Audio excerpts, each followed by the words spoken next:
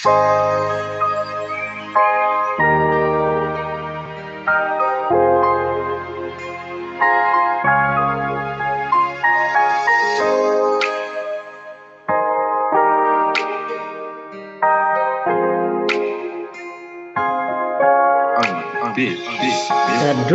jong phi aku kong rit ngayakan mau mirla bersih kajing long kabapura iwan pau haka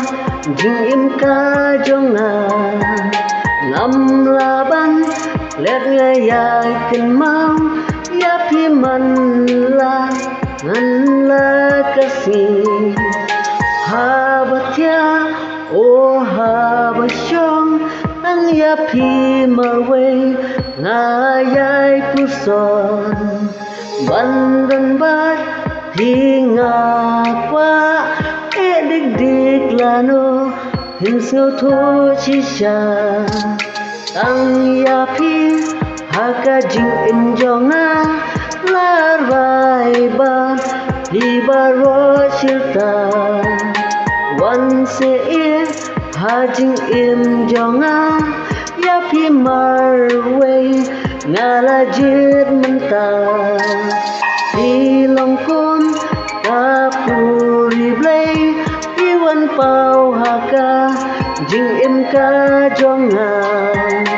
wan le chai se e nanga na mariapi nga ichisha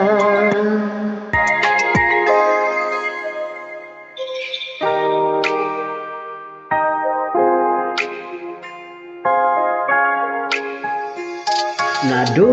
banga yo iapi longkum ubi manla kasni ridon kabor ban kring yanga wat men yapi ngapoi rumah aban siau tu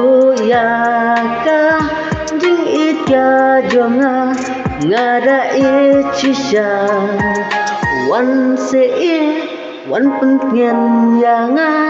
yapi marway ngada ichisha